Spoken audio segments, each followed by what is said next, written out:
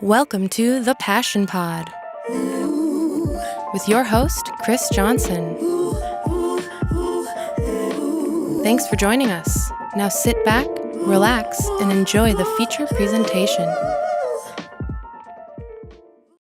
Welcome back, friends. Today we're sitting underneath a bridge, so you may have to excuse some loud trucks that need to fix their mufflers. In a town called Wabasha, I think we're actually in Minnesota. I drove from Eau Claire. I've only driven past this town once when I was going to Seattle randomly, but this was kind of the halfway point for my guest today. My guest gone through quite a bit, a lot more than me. I was kind of from like a really middle-class family in a very like average Eau Claire kind of like mellow town where I got A's and B's, never got in trouble, even though I'm covered in tattoos and was a skateboarder. I really didn't get in any trouble. Surprisingly, nobody thinks that, but that's true. This man was on the opposite trek, got into a lot of trouble, spent a whole bunch of time locked up, and now has kind of totally switched his path. He's a male model. He's doing a whole bunch of different stuff on all the different social media platforms, and now is kind of an inspirational story for other people. Welcome to the show, Alexander the Great. Awesome. Thank you for having me, man. Welcome to the show. Can you tell me what your actual name is? Like, I know, but can you introduce yourself and say who you are and what you're passionate about? Yeah. So my full name, government name, sometimes people call it, is Alexander Robert Denning. That's what you can Google search and find. You'll find me too if you Alexander the Great search me. But something I have a passion for is just been creating content, whether it's in the form of video, photo, can be visual arts, whatever it may be. I've just always been an artist and a creative, so I feel like that's been always the passion that drives anything I do in life. And yep. That's where it started with skateboarding, right? Yeah. I know this isn't a skateboarding podcast, but because I own a skateboard shop, that's my background. And anytime I see anybody else, I'm like, wait, you skated or you still skate? I gotta know. So when did you start skateboarding? What's your kind of little story with that? Yeah. I love connecting with people with skateboarding. I feel like the culture is just amazing for connecting everybody and anybody. You can be from any walk of life, but skateboarding for me started when I was 12 years old. I saw my older brother skateboarding, hanging around the kids in the neighborhood, and I grew up out in California, so the Central Valley. We're talking Fresno, Hanford, for anybody who knows those names. It's smack in the middle if you just put your finger in the middle of California. But skateboarding was huge for me because I'm watching my older brother. I want to be just like him. Everything about him, I'm thinking, this is my hero. So I'm following in his footsteps, and skateboarding just took hold. So it was like, man, I want to learn how to ollie. I want to learn how to kickflip. And it was spent like, whatever, 124 hours every whatever week or days or whatever, sitting out front of my parents' house. So I think it really does translate later in life, though. Everything that you learn from skateboarding, that perseverance and everything of like kickflipping, why can't I do this? It took me like 3 years to learn how to kickflip. Yeah, but I knew it was possible. Mm-hmm. Even though I couldn't do it for such a long time, I still knew it was something that was attainable. Mm-hmm. And if you can take that mindset of you can do anything, if you try long enough, you just don't know how long it's going to take, but it'll be worth it when you get there. That mindset can be applied to pretty much anything, especially when it comes to content creation. Because instead of like trying to land tricks for a video part, you're just trying to get the shot for this thing, or you're trying to make the video that performs this way, but it's still like the same type of lessons are applied. So I'll give the brief summary of why you're in prison as far as like my understanding. Yep. You went through a whole bunch of trouble. A lot of people do, especially high school boys and stuff. They're trying to outdo each other and get into more trouble and find like, oh, well, who am I supposed to be? I'm the bad one, so I'm going to keep being worse and worse and worse. You got in a lot of trouble, things with drugs, selling, stuff because your older brother you looked up to, and he was kind of going through some problem things too. Mm-hmm. The big part, though, was you got an altercation that was from kind of road rage. Somebody was trying to drive you off the road going 100 miles an hour in the middle of the night. You were 19. You had a weapon on you, and you guys pulled over, and an altercation happened, and it was a quick boom, boom, defending yourself. You don't really know what to do, and you stabbed this dude, and then it came back to you. Thankfully, he didn't die. And it was something that you didn't go into with the intent. It's not like you drove to this person's house of like, I'm going to attack this person. Yep. But things happen, boom, boom, quick. Unfortunately, because you already had a history of some things, and because you didn't immediately report it, because again, you're scared because you have a history of things of like, I don't know what's going to happen to me. You didn't report it. Eventually, it came back to get you a few weeks later, and this is a serious charge. So you end up getting put, on trial. You were able to get out. Thankfully, you got too lucky. It was probably your own problem.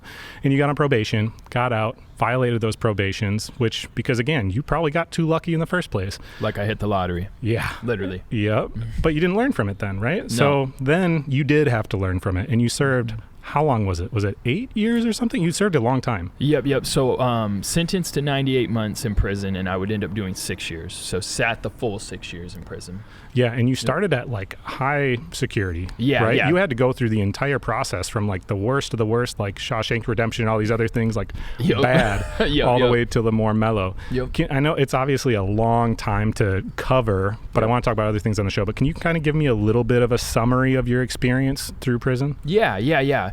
So the 6 years inside prison, like you said, I started off at a rough spot, and that was probably the first 2-3 years in a place called Rush City Prison. I just recently got welcomed back to come speak there, which is just so amazing for me. But those first couple years were so intense for me, and a lot of the time people say, like, it is what it is. Prison, you bought this for yourself, you walked into it yourself, but it was so eye-opening for me because it was I was around people that just literally had no respect for life. There was people that were inside there that were never getting out. So it was a different mentality being inside that facility, and then going from medium custody, it was like, man, you feel all this weight off your shoulders. I could like turn around and not worry about some kind of attack coming from the back end or something. It's just odd. It's like going to a country club from like a violent facility, Yeah. So yeah, and that's what shaped me. Those prison years, the hardened prison time at Rush City shaped me because I knew that that's not where I wanted to be. And then when I got to the medium custody, I found this network, this connection, these opportunities inside prison that kind of blossomed me into this other path, which was education and leading me towards more college classes and ultimately what I wanted to do when I got out, which for anybody that has family inside jail, lockup, anything like that, just know what they're saying now and the goals that they have, it's going to be totally different. You think you have your whole thing planned out, and you get out of prison and life is totally upside down from what you think it was. Yeah, I mean, I think it's kind of well known, but sadly they don't seem to be doing anything about it, that the prison system is really, really messed up. It's like prisoner of war kind of messed up in a lot of these places, and there's really no reason why we should be treating people like that, because they're people, they're not animals. You've talked about it on other shows and stuff too, but like, you're not teaching somebody anything when you do that. Throwing somebody in solitary confinement, if anything, you're teaching them that if you can get away with it, you can treat people like this. You can treat people which like is that. horrible. Yep. We should be treating everyone as an equal, and we should be trying to figure out, even just from the tax purposes, if nothing else, that the best place for us from a tax standpoint is to get these people to be productive members of society that pay taxes. Yes. So why in the world are we not trying to do that? And we could go on political rants about why the wealthy want to stay wealthy and the poor, they keep the poor people poor and all that stuff. But it is obviously like a really serious problem. If you had to just pick a couple things that if you were in a position to change about the prison system, obviously there's a lot, but if there's a couple that come to mind, what were the two things that you would want to change about it? Yeah. So before I touch on those two things, I want to mention a conversation I had with the individual that's involved with the Department of Corrections. And they mentioned, like you were saying, how bad it is within the system. And they were telling me that when they first started, that there was instances where they presented situations inside prison, this inmate told me this, it's a threat to security, and their lieutenant would say, well, just let them handle it. And this was in the high level custody that I first started at, and they were just allowing like violence to let them fight it out in a sense. They'll sort it out, and that's not the solution inside prison. You're saying, you need that support circle, you need that that oomph to have that opportunity to do good. But inside there, it was just constant, like violence, just the cycles continuing with their little, they have the opportunity to fix it. Well, and it's like the movies of like, you have to join a gang, but that's to be protected, but that's just teaching you exactly what you need to not be doing, because outside of jail, that's what people are doing, is surrounding themselves by the wrong people, because that's what they think is protecting them and putting them in a good situation. We got to present them with the opposite opportunity, but we don't do that for whatever reason. Yep. So inside prison, I would say that the three bases of what I think needs to be fixed is they need some kind of community, some kind of, and I know not everybody can come together, not everybody has to be friends, but they need some kind of like, this is what worked for me, having this network of supportive people that were, say accountable, say like, you're saying some stupid crap, this is detrimental to your success when you get out, so let's maybe fix that. And not everybody wants to see everybody succeed, but in this program that I went to in a medium facility prison at Lino Lakes Prison in Minnesota, it was this program where it was a Christian program, and it was all the inmates that went to this. It was 18 months, so it was kind of intensive faith-based is what they called it. And you just kind of held each other accountable because you didn't want to get kicked out of the program for whatever reason. And if you can create that structure in prison with whatever it may be, through education, media, maybe they put microphones and they show people how to use media because it's a huge asset when they get out. Or, you know, I feel like jobs is huge. I feel like that community support inside prison is huge. And just not shunning people, not, you know, from a taxpayer perspective, not shunning these individuals that are coming back into your community that are going to be, you know, do you want them committing crimes again? Do you want them hardened from their soul and their heart coming back into your town that you want, you know, healthy and everybody doing good? So I think those things are like detrimental to society as a whole, is being healthy and happy. I think we need to focus on the people that are locked up, the people who don't really have a voice, that are just shunned in a sense, you know? It's kind of like children in school, really. We have these really impressionable people that are trying to find where they're going to be in life. Yes, they may be a different age, but they don't know who they are because who they were before isn't who they want to be now. Mm-hmm. So they're like teenagers in that kind of way. Not saying they're not intelligent, so not trying to say that, but they're in that kind of stage of life of like, well, where do I want to go? What do I want to do? And if you tell them that they're criminals, if you tell them that they're bad people, they're going to start to believe that if they hear it enough, right? I say it all the time with skateboarding, especially, where I'm like, man, because we constantly point at no skateboarding signs and yell at kids and say, what, can't you read? Like, the way you're treating these kids is making them feed into that belief and start to think that they're a delinquent. And then they're going to act that out. And it's the same way in the prison system. If you're telling these people that they're horrible people, they'll never amount to anything. If they hear that enough, which that's all they're hearing, you know, it'll brainwash anybody, and it'll get them to believe that. If you provide them with the resources and say, hey, you made a mistake, you have to serve your time for it, you have to do your punishment, but how do you want your life to look? Okay, well, let's have a counselor, and now let's talk about what things do we have to help you get to wherever it is you want to be. Because you got the next 3 years, you got the next 5 years, you got the next 10 years to figure it out. So why don't we set you up for success while you're in here? And I think there's probably a lot of people that would like that. If they knew that was a safe option, that was there. Not everyone wants that, but if there was a safe option, I think a lot of people would. I think, too, a lot of the people inside prison are like, it's almost looked upon from one community in prison as like, dude, you're getting help from these people who don't care about you, like the facility, like in that guy who I talked about who said the violence was going on that worked for the facility. He said, you know, guards would ask him, why are you trying to help these people who don't even care about you? Why are you trying to help inmates who aren't going to do anything with the information and the resources and the time? So I can understand, you know, there's half the people who want to change and don't know what direction they need that help. And then there's the other half that are like set in their ways that maybe don't want to change, but maybe something they say or you say gets them to want to change. Or, well, and I mean, it's such a complicated issue. It's the same way with teachers, right? There's teachers that really, really care, and there's teachers that don't care a lot. And partially is because we drastically underpay them, and then we criticize them constantly.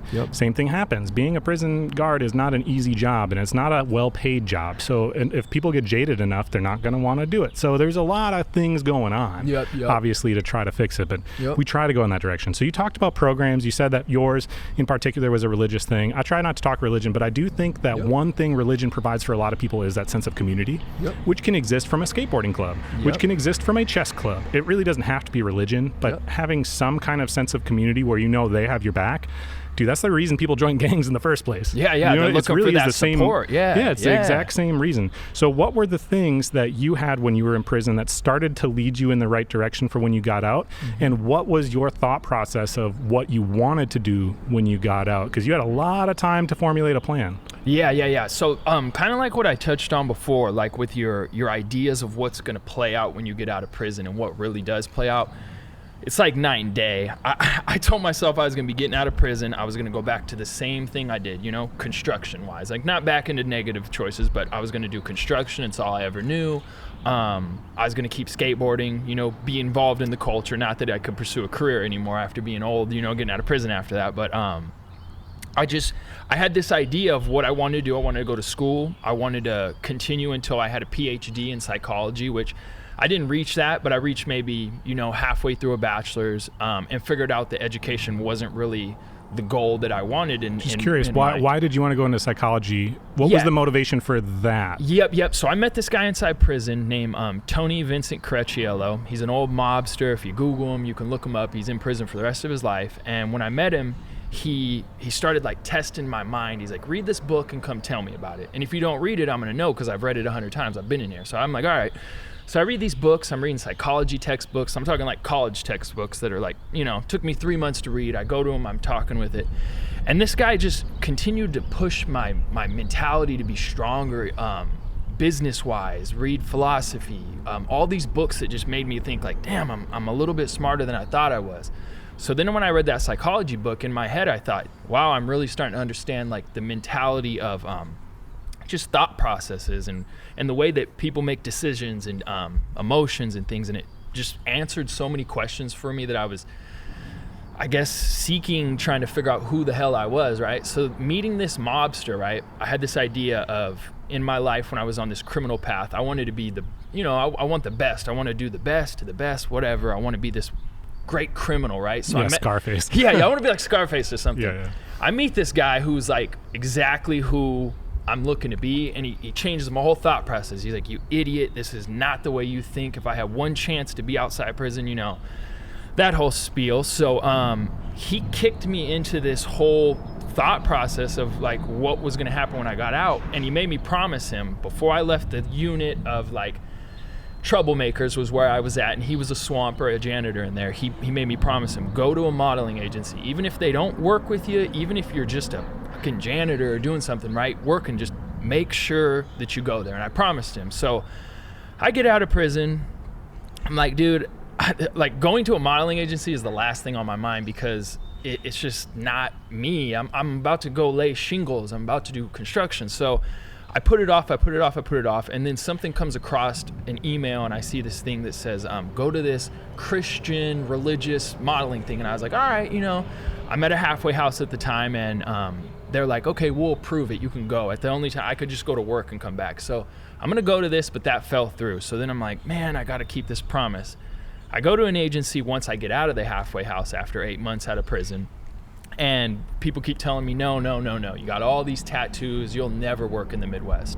So then eventually one person says, wow, you have this look that let's work with you. Did a photo shoot with me, and it just took off. It went in like a magazine, got some good publicity online. And then all those people who told me no saw the photos and were like, wow, these people worked with you? Okay, it's on, So then this whole new career picked up where it was like modeling, fashion industry, but I didn't do any media at the time. I didn't do photography. I didn't know Instagram was like 1 or 2 photos of me, just like some weird stuff that wasn't social media approved or whatever. But then it just kind of just blossomed into like fashion, entertainment, industry, film, and things just kind of picked up with that. And I quit my landscaping job. I quit doing all these things. I worked at like a thrift store at the time too when I got out of prison, like my first like year, and slowly it just kind of transitioned into media and a whole new life of like being an entrepreneur, which I never thought of that. I always thought I'd be working for somebody else or the school route, going to be working for, a university was what I was hoping or something. But it's crazy because life can change in literally a hot second, Well, and there's no way you could possibly predict it because the things you're doing now weren't possible 10 years ago. Yeah. It's not like something had ever really done. That's one thing I was talking, though, about with skateboarding is you really believe yourself. Like when you try something, right? Like you can't see on a mic, but there's like a little stage right over here. What tricks have ever been done off of it? Some kids have probably skated it, right? For sure. But what you think you could do, you would probably be the first person to ever heel flip off it or whatever the thing is, right? And skateboarders don't see that as a limitation, say, well, it's never been done, so I don't know if it's possible. We think, oh, yeah, it's possible. And if you take that mindset of it's possible, you can do a lot of things. And I am curious about why specifically he was so set on sending you to do the modeling thing, but I will touch and say the more that I like going to LA, now New York and Texas and everywhere else I've been, who makes a massive difference, not just for the connection standpoint, but also from the inspiration standpoint, right? If you surround yourself by different people, and people who are in the entertainment field, whether they're in modeling, whether they're in photography, or they're in like any of that type of thing, you kind of have to have multiple streams of income, especially when you're on the come up. So these creative people do a lot of things. And when you're surrounded by all these creative people doing all these different things, that's what gets your eyes to like see the open door for this direction, that direction, that direction. And if nothing else, just like, oh, well, I've never done that. I could try it, even if you didn't have a huge amount of interest, because you've surrounded yourself with those people. I forget what it is. It's like, somebody told me one time, who you are is based on the 5 people you spend the most time with. Right? I've and heard that before. it makes a huge difference when you surround yourself with those people, because that's what inspires you to go in this direction, that direction, that direction. And modeling is just one thing that puts your face in front of a lot of people, which then you use that as a tool to go in another direction, because now all of a sudden you have an audience, you have a look, you have a portfolio, you've worked with this photographer, which means you could work for other photographers. Same way with co-signing, right? If this magazine signs off on you that this guy is worth working with, now that justifies for everybody else, which is all part of that same thing with being in a creative circle. If you're friends with this person and do good work, word's going to get out. Anybody within their network wants to work with you. That stuff matters so much, and it's not it doesn't have to always be from a negative standpoint. A lot of people think of networking as like, oh, it's who you know, so I never have a chance. It's not like that. These people are unattainable, and it's not specifically seek out this one individual. It's just everybody can open doors for each other. So if you look for other creative people that are doing things that you're interested in doing and you care about it, they will feel that energy and they'll be excited. They're like, oh, you like what I do? Sick. I want to help you get that. Yeah, I want to help you do that too. But really quick though, back to why modeling specifically, because you don't come across as a guy to me that you would be sitting in the jail and you're like, I want my photo in this thing so bad. Like, I just can't picture that. To be honest, bro, it haunts me to this day, like thinking back. So to this day, I've been on, whatever 100+ romance novels, and I'm like posed up, you know what I mean? It's not typically like my forte, but thinking back, like, man, are the boys back in prison reading this in their cell, seeing like, look, it's Alex, you know what I mean? But no. So my mom, my whole life, and obviously any mom telling their son like, oh, you should get into modeling or whatever. Like, I don't think I'm no suave looking dude, but the guy Tony inside prison just kept telling me, you got the look. You're tall, you're skinny, you got the build. And he always told me, over the 45 years I've been in prison, you're the only guy I've ever met, just kind of like what you were talking about, is that you're the only guy I ever met with the same energy that I had before I came to prison. And you remind me of myself, and I don't want to see you fail. And he just kept telling me these things. And I mean, this guy became like family to me, dude. And it's because I promised him. Honestly, I probably got a lot of slack from becoming a model. You know what I mean? Like doing certain things. People, just to give a brief glimpse into, like, one time I was next to this male model at a show, and this kid came up to him and was like, I want to be a model like you one day. But my mom said that it's for gay people. And the guy was like, your mom's lying, dude. He's like, I'm not gay. You know what I mean? I'm a model. So, like, I think I catch a lot of flack from that, because I come from an ex-con background where, like, look at this pretty boy. You look at this pretty boy. You do what? So, like, I hear that a lot of the time. But I think it just adds to my brand and my persona. But falling into it was only because I promised him. I'd have never done it. I'd have never done it in a heartbeat.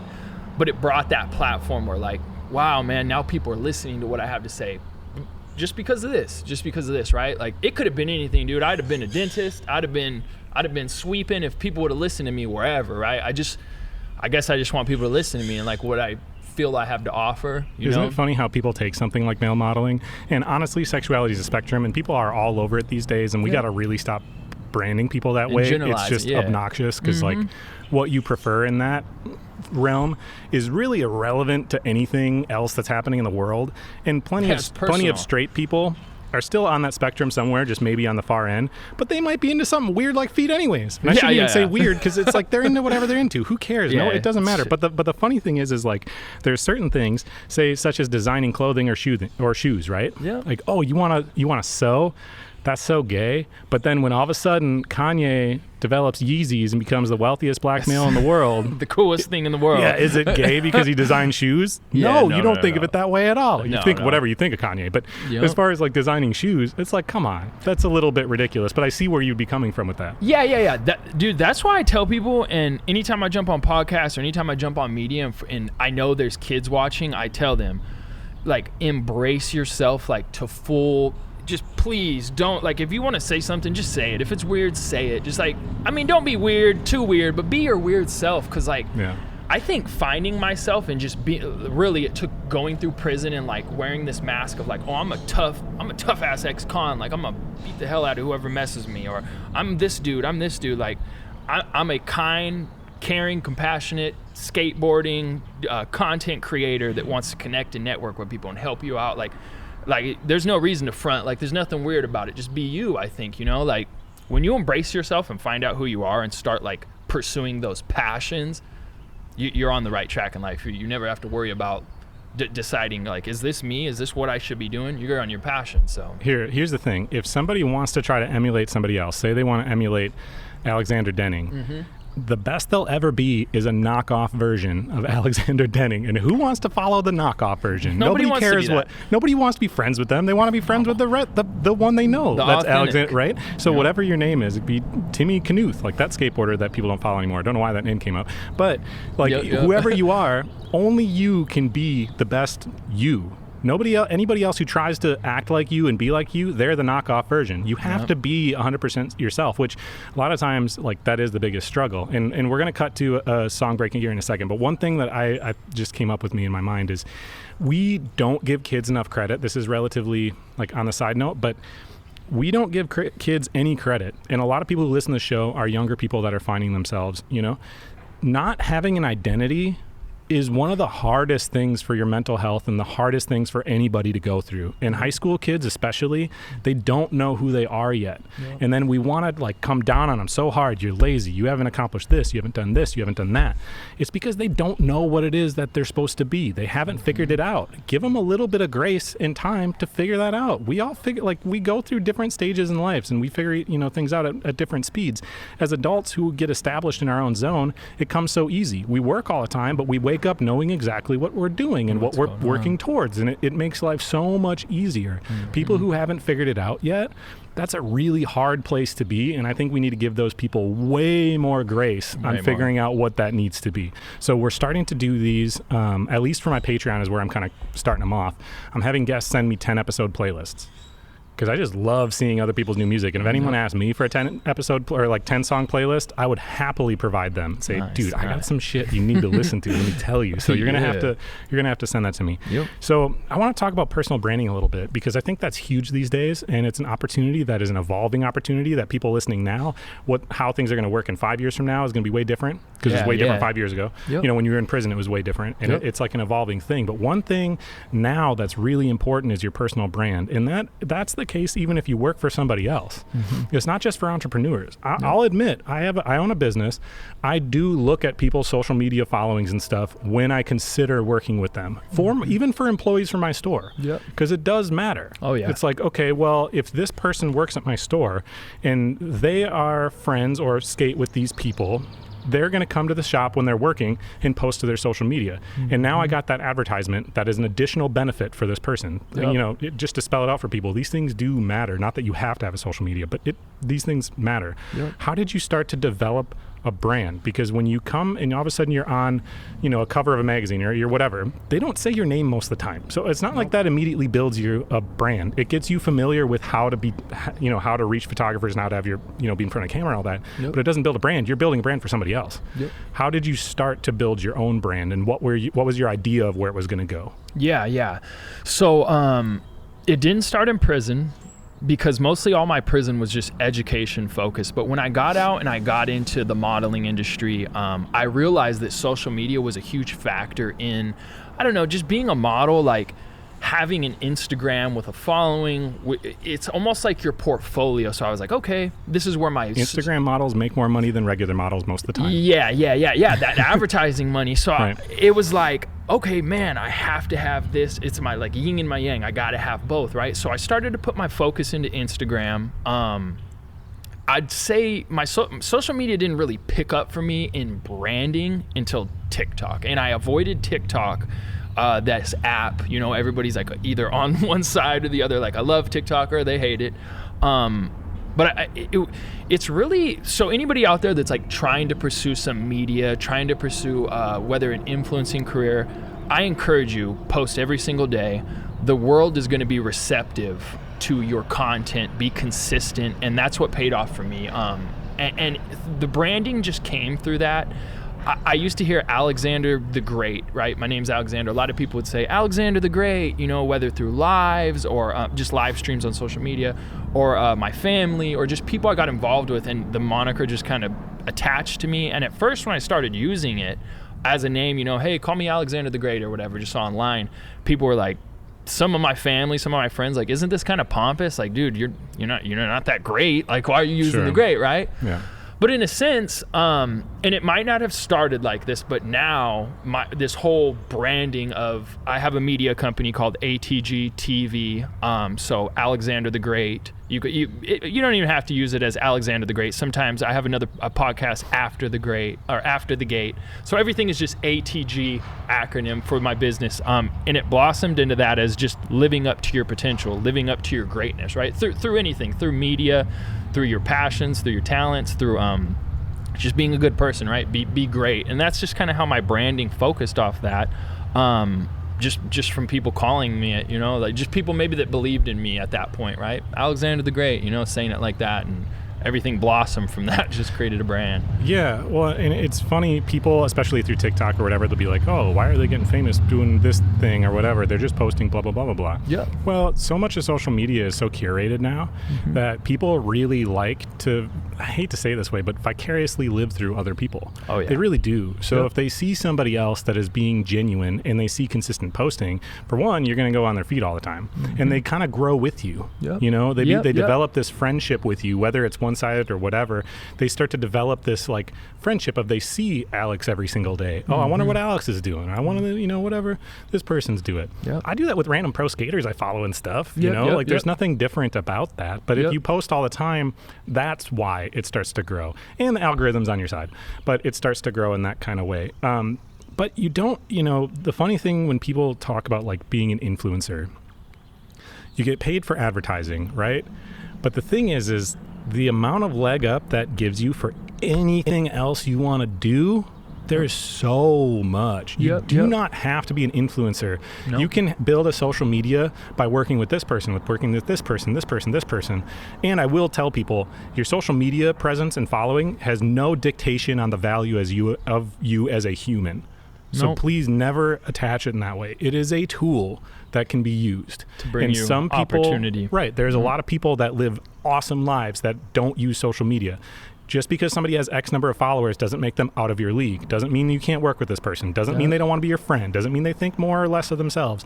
It's just a tool, but it's a very helpful tool. So if you start to build it by working on these different things, you can start pivoting and everyone follows along with you, right? And you can start your own brand. And now all of a sudden, oh, I want to be a clothing designer. And guess what? I already have an audience that likes and wants to support what I'm doing. So now I can make hats like what I'm wearing. And I can make a living doing that. And if you went in a totally different direction, if you were like, I really just want to do photography now, guess what? There's a lot of people that you have a network built that now people are following and watching. That portfolio is huge. If you work in a creative space and you're really resistant to what social media offers, I understand it's bad for your mental health for a lot of reasons, but you can just like turn your phone off at 5 p.m. and not use it the rest of the day. Like there's ways that you can like limit yourself. But that tool, as far as building a brand, there's nothing like it. And if you don't embrace it, you're hurting yourself. I don't post all the time on TikTok because I get busy with things, and I know that it hurts me. How did yours start to build? You had, one thing is going viral is huge, and you can't. People say you can't count on going viral, but you almost can nowadays. I have a friend, Bryson Roach, who he's the creative director for Papa Roach and a bunch of people, and essentially he does people's TikToks. And his job is to strategize, how do we make this go viral? How do you make it go viral? So how have you been able to make things go viral and build a real audience besides just posting? Like what's kind of been the strategy to be able to build that? So like I said, when TikTok kind of came onto the map for everybody and became like a popular app, I just utilized kind of as the features played out, right? Like, so let's say YouTube just played out a shorts feature where they're laying out 60-second integration videos. So you really just grasp onto like, okay, this app is presenting this new feature and I'm going to utilize it during this period where the algorithm hasn't figured it out. And really that's what happened with TikTok. And then I transferred it to my YouTube channel and would just try to use these features at the right times, at the right moment, and go viral. And like you said, there's people that their job is to make things go viral. You're really just following trends, sounds, hashtags, those are major big things. Tagging people if it plays into the role. Like, social media is a monster because you can post one thing over here and get 30 million views, post that same thing over here and get 100 views. And like, you know, it doesn't make sense to the normal person. Like, I'm watching the same thing, why isn't it garnishing at least half or something? So it's the algorithm. It's like posting at the right time, the right moment, the right hashtag, the right tags. Like, everything has to be in play. And when you do it, or you just get hit with a random hit of luck or whatever and you go viral, well, then you need to have the necessary tools to be like, okay, well, now I need to be posting at noon with this in mind, with all this. Learn from it, right? Look at the analytics. That's why I follow a lot of people who are independent artists like Nipsey Hussle or Russ, and like, they were in tune with their audience so much that they knew when they wanted their new stuff, when to drop it, how to do it, what they wanted to see. You know, like, when you're in tune with the people when you're in tune with your audience and they're watching and you know what they want to expect and you can surprise them, like, that's good for you. You know what I mean? That's a good audience and a good creator for people who are in tune with you, because I mean, that's really your job as a creator, is to entertain these people, educate them so that they can do the same thing. Yeah, in a sense. I think if you use this analogy of, like, imagine Instagram to be your boss, like a person, like a physical person. Yep. Imagine TikTok to be a physical different manager, you know, within the company you work for or whatever. If you make them happy and you help them achieve their goals, they are going to help you achieve your goals.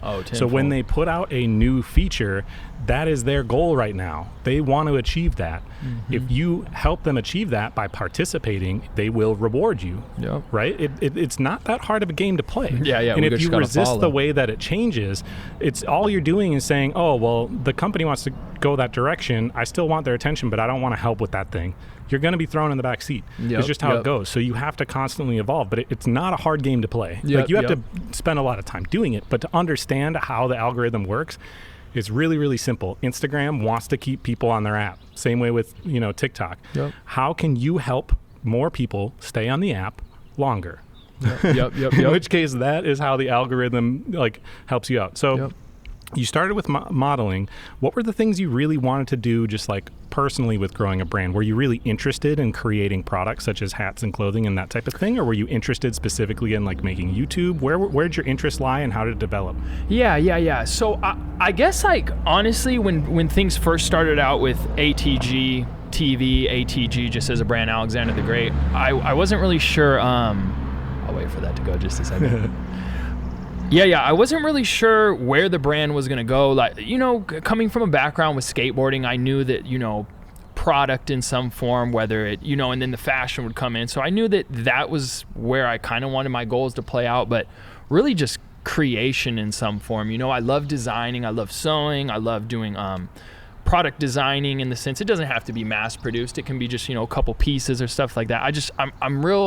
I've been huge into art and just grasping onto, like, your creativity, and I don't know, you can put any price on it. You don't have to you can sell a t-shirt for $20, $25, or you can create, you know, custom pieces or something that means a little bit more, has some passion behind it. So I guess that's just been kind of my goal with things. Like, when I quit my 9-to-5 working as like a waiter at a nice steakhouse in Rochester, I told myself, like, when I quit, I'm not going back no matter what. And it's been, you know, 3 years since I quit a 9-to-5 that was like that security for me. So I don't ever want to go back. I just want to keep creating. And I like how you said that creatives are doing everything, you know, they'll just get their hands in everything. And that's me. I mean, I guess as long as I have a roof over my head and me and my family are eating good and we're good, you know, like, stay creative, because that's what fuels my passion and my happiness. And I'm not just sitting at an office doing some stuff I don't want to do, you know? Yeah. Well, and there's endless opportunities. One of the nice things when you have multiple streams of income, right, is when one's not working, it's only a portion of what you're doing, which also allows you that luxury of, like, I could make some hats and try to do a brand, you know, and if it doesn't work, that's not all of my income anyways. It's just one avenue of it. And one thing that's working really well, say TikTok's going really well, it's not always going to go really well, and it's not always going to be a platform anyways, right? So you just kind of keep moving things, and whatever thing is working the most at that point in time, funnel a little bit more of the energy there to kind of capitalize on it. Yep. But it allows you to kind of move and grow and evolve and go in whatever direction you want. I will say one of the hardest things, though, I think, and one of the things that impresses me the most with people is when they can totally change the direction of what they're doing and rebrand and still do it right. Like you can look at people like Jason Lee. I've shouted out a million times. Come on the show, Jason. Come on. He was I love Jason Lee, dude. Right? I love like him. one of the biggest name pro skateboarders in the world. While he was still super big, he decided he wanted to do acting, which in the skateboarding world was not something people are going to be all about. And then he becomes a super famous actor. Now he's like shooting photos and do it like he does whatever he wants. But he's amazing. when you have an audience, you've worked so hard to achieve something. You build up this audience, and all of them want to see you doing this thing that you built the audience around. There's going to be some kickback when you decide you want to go in a different direction. There's going to be people when you create a brand and be like, you're just a pretty boy from jail. Why would I want to buy your clothing? You're not a designer. I'm not doing that. Like, you're going to be getting people that do that. But if you stay true of like, this is what I really want to do, you can do it, but you got to stay regardless of what everybody else says. If you can do that and then push through it, I have so much respect for people. I have that happen with this show with like pigeonholing and around skateboarding, which I should stop bringing up skateboarding so much. Maybe that's part of the problem. But no, I love it. I love it, dude. I love it. All the time are like, oh, well, you own the skateboard shop, so this has to be skateboarding. This has to be skateboarding. And I'm like, dog, I paint murals. Yeah, nothing that's to do dope. with skateboarding. I seen some. I seen like, some of that. That's I cool. interview people, a lot of people that have nothing to do with skateboarding. I went to New York. I did interview one skateboarder out there. Take it back. But did you? Yeah, but in general, like I do all kinds of different things, and it took a long time for people to get that and be receptive of it. And no matter how much I maintained doing what I could for the skateboarding community, I still caught flack from some people saying, oh, you must be a poser now. Oh, you don't skate enough now. And I'm like, dude, I've been skating 23 years. Do you know how much I've done for the skateboard scene? I'm being me more than I've ever have. Yeah, but then, you're going to lose people that way, and people are going to turn on you. And it is really hard. Do you struggle with, and what are your strategies, or how do you work through any of that social media hate? Because as things get bigger, you're going to have haters regardless of what you do. It's just, it comes with the territory. But a lot of people don't realize, like, that stuff hurts, man. It really hurts. It's hard. It hurts me personally if I get a message from somebody talking smack. I saw someone making fun of me on the internet like sometime this winter, and I took it to heart, and I shouldn't have, but I did, and it really bothered me. I was like, man, you'll go weeks being affected by like your creativity, just by some words from somebody you never even seen sometimes. Right. So I'm going to say this, with social media, as much as it can uplift people, like when you're seeing this number, like, man, this is affecting like 30 million people have seen this. I hope it affected one of them or something. Like when you're seeing those numbers, you're like, wow. But then you get, that backside of people like talking like, why would they ever, just speaking in my case, why would you ever give a convict or a criminal this platform to speak about anything? He has no rights. He shouldn't have this, like all these different things come in.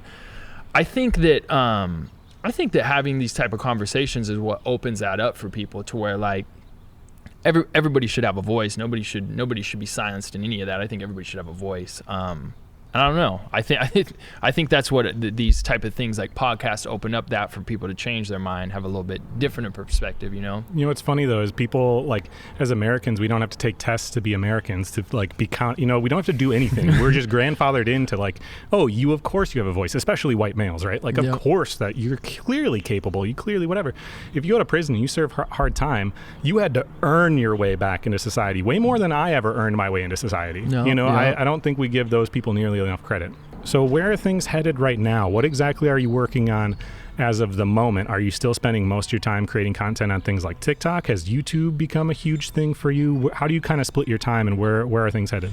Yeah. So just as a creative, as an artist, my time is diversified between 100 different things. So I still post on TikTok, YouTube. So social media is a big thing for me, posting across all the apps so anybody out there who wants to know where I'm posting, it's YouTube, TikTok, Facebook, Twitch as well. So I'll do some streaming with game stuff. That's more of, just a hobby, just for fun, but doing product design, still continuing to just build the brand, ATG TV, my media company, building a team, enlisting people. I have some ideas for this year with, accumulating photographers, videographers, and kind of creating like a media like an agency network. Kind of thing? I like to call it like a creative media agency, right? Like anything you would need, we have in-house. So, if you're trying to build your brand, right. build a model, build an actor, have classes, just this network that's like, okay, you need to tackle this, you need classes for this, you need this service is here, right? So hopefully just continuing doing that. And then I have just different ideas for short films, different ideas like little mystery type, like scary horror short films and different things like that. I love getting my hands involved in that. So you trying to do that just on YouTube, or are you trying to like do it on like a cinematography level where you're bringing it to film festivals and stuff? Yeah. So I'd say the shorts are more like on a hobby note. They get involved in it's a part of my media business, but unless it's if it's a paid venture, then it'll probably be something that'll go to a film festival or something, something like that. But most of it's just hobby now work. So it's like me shooting on my own, enlisting the actors, accumulating stuff, doing it mostly on my own. How does a media agency actually work? Because people, especially creatives, they will work with other people, but they don't love working for other people necessarily. Is it like you're the boss, everyone gets a cut of something? Like how does it actually form? Okay, here's an example. If I was like, yo, you want my podcast to be the podcaster in your network because I can provide interviews for things for blah, blah, blah, blah, blah. What would it look like? Yeah. So in the sense I'd say like ATG TV would be, let's say the umbrella. Outside, we have like the contractors that we would contract and work, whether there be some kind of, whatever contract in the network, like, hey, you're our specific exclusive photographer, podcaster, and we create media together in collaboration, or you would hire us. Say you hire ATG TV, like, okay, I need push in this social media avenue, or I need push in this avenue, or I need this need met, let's say, camera angles or audio or some, whatever needs met, and then they would come to this media agency, ATG TV, and we would just create from there. And I think just having different ideas, kind of like bringing maybe even larger creators on, hey, this is what you have to offer, this is what we can pay you through, and you come, say we have a large creator on our network and you came as a podcaster, okay, boom, now we have these plugins of 10 large creators that are maybe coming on your show, promoting your show, making money with you in a sense. So just kind of like creating a community, and that's why I call it a creative media agency, because there's really no bounds to it. Whether you're building models, actors, talent, classes, maybe you're doing it all online, maybe it's done, in a studio, maybe it's whatever it may be. I think education's the biggest part behind all of it. It's giving that education, whether teaching people how to do something or providing the service. So just pretty much in those two forms. How come you want to go in that direction instead of just getting involved in somebody else's agency? Yeah. Or I guess it goes back to the same reason that I quit my 9-to-5, because and I want everything in-house. I don't want to, and when I say in-house, it could be, let's say, hey, Chris is a podcaster within the network, right? So that, like, I don't know, everybody's taken care of. It's like I'm scratching your back because you're scratching mine, and everybody's eating at the same table. Not this guy's making way more than this guy because of whatever. I love the sense of community. So creating, I think just building this team, taking care of everybody and the next person, and the table gets bigger. Not everybody gets fuller, just the table keeps getting bigger. And that's in all media. So maybe somebody has a YouTube channel and they come to ATG TV, they have great potential, and there's just something they're lacking. Well, this network is going to come together. We're going to help you create, and we both, scratch my back, you scratch yours type thing. And how do you think people, I think it's great, and I think that happens without it being a official entity all the time anyways. Obviously, making an official entity brings it to people's forefront of like, oh, okay, this is something that I'm a part of now that I can realistically help. If somebody tells me something and I know my friends, now it's an actual agency you can contact. So it legitimizes a lot of things, but I think that happens anyways. You work with the people that you're comfortable with, that you've worked with in the past, that have the skill sets that you don't, or you're busy with this thing so they can help you with that.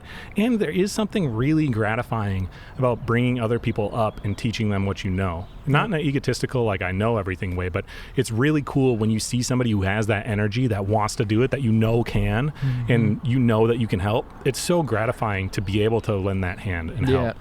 To lend a hand, this show that already kind of does that. That's the point. People listen to it, and hopefully it helps inspire them to think about, okay, I'm really passionate about this thing. I could probably make this a career. Not necessarily have to, but usually that's why people listen. we can kind of give them tips and advice, which we kind of already have. Yep. If you had to give one piece of advice for a creative out there, whether they want to do modeling, whether they wanted to do a brand or an influencer or whatever, what would be one piece of advice that you would give them to help them start going in that path? Yeah. I think it would touch back on just, be yourself and follow those passions, because I think that when you get on this path of following, like, this makes Billy happy because I'm doing this. This makes my mom and my dad happy because I'm following this path, this route. Like, you maybe you have to do something to figure out you don't like it, but at least you took that route and now you know this is not my passion. This is not. So anybody out there that's posting, I got out of prison after doing 6 years and thought I was going to get into construction. And then I picked up my cell phone, which first time I ever held an iPhone, I picked it up, started doing videos and just started talking. Like, just start by pressing the record button. Start by opening the door, taking your skateboard and going and skating. Like, just go explore who you are and as a person, rather than finding out who your friends would be ideal hanging around with, or the people you spend all this time with, right? All those hours of the day that are precious that you'll never get back. Make sure that you're doing something that makes you happy, not all the other people around you that maybe won't be there in a couple years. And so film that video, jump on a live stream, do that Twitch stream, get outside, mostly get outside, go run around and film stuff, but don't be staying stuck inside. But pursue that passion, because once I found mine and it's helping people through my creativity, and that can be 100 million different things.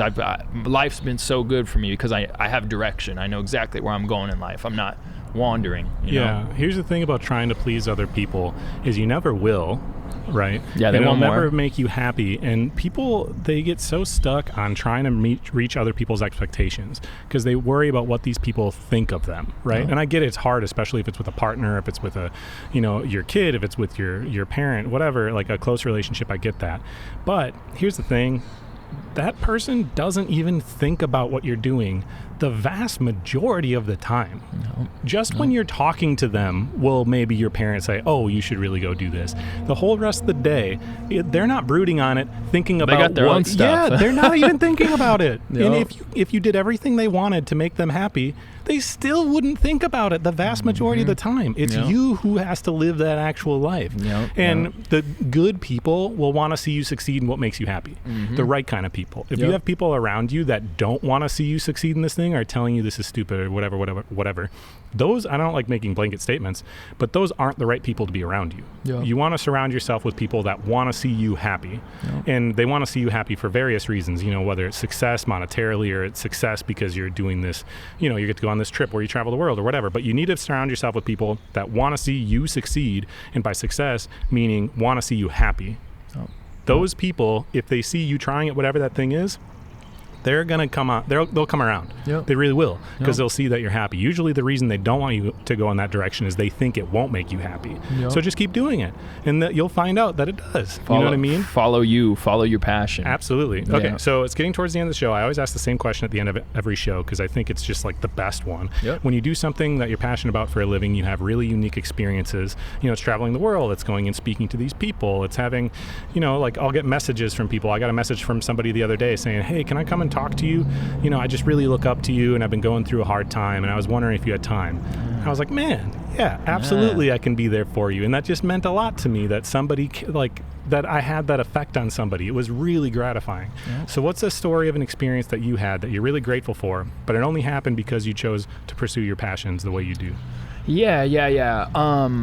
So, there's been multiple circumstances where I could say I'd have a story, but this one probably sticks out the most. Was I was putting on this fashion show, and not a lot of people know that I did it. And I'm not saying this just because I'm just putting it out there so that there's facts, right? I don't want people thinking like, oh, this is a pity story or anything, but so I took out a student loan because I wanted to do a fashion show. I wanted to do a fashion show that raised money for sick children at a children's hospital in Rochester. And I was like, hell or high water, I'm having this fashion show no matter what. So I took out a student loan when I was in college, and I was like, you know what, I'm going to use this money towards it. And I did, and I raised money, and I'm still paying it back. But that don't matter. The money doesn't matter. But I took that out because I thought, man, I'm going to put on this amazing show that's going to help people. And you know, it was stressful. It was so stressful, right? So I put it on, did it, had the help of some amazing people. But this lady in a wheelchair was outside the show, and she said, come here. And she brought me down, and she said, I just want to let you know, I know your whole story, and my son has been through similar circumstances. He was involved in prison and drugs and stuff like that. And she started crying and gave me a hug and stuff, and she told me, she's like, I just want to say how proud I am because I didn't get to tell my son. And I was like, oh my God, like you're hurting my heart, lady, you know. And it just made me so happy that like this lady who was sitting outside the show was like proud of me. And I think that's the thing too, right? Since I've been out of prison, when I hear people say, man, I'm proud of you, like that's fuels like a demon warrior, like for good causes inside. Like I'm like, man, this makes me feel good. But just hearing that lady tell me that was like, I want to keep doing this for the right reasons, right? And I want to keep doing all these good causes for the right reasons and reach back to those people like her son or like me that was like trying to find my way in things. And maybe I can help, you know, give you some words of wisdom, or maybe I can give you a job or lead you in a direction or get you to even just film a video just saying some stuff and it changes your life. Because that's the same thing with me. I just filmed a video and it changed my life type stuff. Whether it was the first time or the 100th time, I knew it was going to change my life, and it did. So, you know, don't give up. Don't stop. Everybody out there, don't give up on everything you're trying to pursue. Focus on it. Don't tell nobody about it. Just do it. Yeah, so, you know, no, that's awesome. You know? One thing I want to mention is I understand that a lot of people say, well, it's egotistical. You should just do something to be nice and not tell anybody. Yep. I see where people are coming from. I totally get it. I appreciate that for sure. Being kind just for the sake of being kind. Totally get it. Yep. If you have a platform that people pay attention to, I think it's a wasted opportunity though. Because if you do something really cool like that, not because you're like, I want to gain followers from it or whatever, but you have a platform of sharing that. That is how it inspires somebody else. Yep. By doing something like that, you don't know who's going to see that and go, oh, whoa, this person who didn't have any experience doing a fashion show just did one. Yep. Well, this was cool. I should do this. Yep. And then that is what the catalyst is for these other things. Yep. People get inspired by stuff like that. So like I did Henry Gartland was a skateboarder who passed from Minnesota. Yep. Yeah. And so one random Sunday, I was like, I want to do, and again, I'm not trying to do this to have everyone say whatever about it. It's just like got people going. Well, I was like, I want to raise a little bit of money for this thing. And I had this idea. I was like, people need to tell each other that they love them way more. And they need to do it publicly. I think that means a lot. Yep. If somebody posts on their Instagram story at the picture, like, you know, if a friend does or something, right? Yep. Not to reach an audience, but if a friend does that, they publicly saying that. So I said, I will donate $1 for everybody that posts to their Instagram story a picture of somebody that they love with the text, I love you.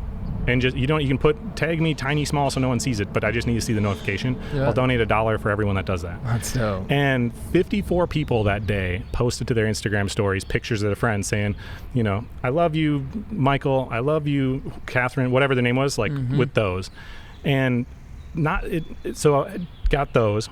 I donated double, so I donated like $100 or whatever to it. But I got several private messages from people. One that said, hey, I donated $100 too. I don't want anyone to know publicly, but this is what made me want to do it. And another person say 20, and another person say 20. And just out of something small like that, that's what inspired so many people. And I just think of like how good that must have felt for all 54 of those people to see the little notification, and that's what they saw. Yeah. You know how much that could have just like made that person's day? Yep. And it all was just because I was like, well, I want to do this little thing, but I'll throw it out to the world. Not to say, hey, look at what I'm doing, but to try to get other people to be involved in doing that. Yeah. Inspires people to get it. I think people are uncomfortable too. I think a lot of people are scared to take that step. So seeing people do it just is like, man, I can do this. They did it, so I can do it. Yeah. A lot of people want to help, but they don't know where to start, or they're scared to do it, or, you know, not everybody's a leader. Not everybody can just grab and go and help. Like some people need that oomph, that nudge, you know? Mm-hmm. Yeah, I mean, even just the little things. And two things that I would hope people take away from this particular conversation, because you had mentioned it too. People need to hear the words, I love you, and I'm proud of you. Yeah. Oh, That means so much Yeah. to somebody. And I know it feels awkward to like tell a friend that, or to tell your parent that, or to tell somebody that isn't your child. Yeah. But it does mean a lot. Yeah. I remember I was like looking up just, like interpersonal communication, like things to say to people. This was like 10 years ago, forever ago. And that popped up, that saying of like, one thing to say to people that connects with them is saying, I'm proud of you. And when I read that, I was like, wow, that is so powerful. That's such a small, easy thing to do that means so much more than saying, oh, that's so cool that you're doing that. But to say, I'm proud of you goes a really, really long ways. So shows all that work you put in. Somebody listening, go message a friend or say it in person, even better. Tell somebody that you're proud of them. So where can people now go best and follow your journey moving forward? How can they best support whatever it is you want to do? How can they stay in touch with you? Give the little places, the plugs. Yeah. So if you want to stay tuned to Alexander the Great TV, as always, you can Google search me. You can find all my links on Google. Otherwise, The Alexander Dinning on Instagram, TikTok, Facebook. You can stay tuned across all those platforms for updates on everything that's going. So stay tuned. Big stuff in plan. Dope. And you can follow us, Passion Pod, on Instagram. That's the main platform I use. I'm trying to get on TikTok more. I'm horrible at it, but I'm trying, so you can find us. Same thing on there. And then if you want to support the show, which we could always use some help, if you know anyone that would like to be an advertiser, we do shout outs with little local businesses all the time on the radio in different places. You can also find us on Patreon. It's patreon.com/passionpod. We post episodes early, bonus episodes. Alex is going to send us a sweet playlist, and we're going to throw it on there. So that's where you can find it. And now we are also offering Apple subscriptions, so that way episodes and bonus episodes hit us there too. Thank you so much for coming on the show, man. Thank you for having me, man. Thank you for joining us for this episode of The Passion Pod. We hope you enjoyed it as much as we did. We'll see you soon.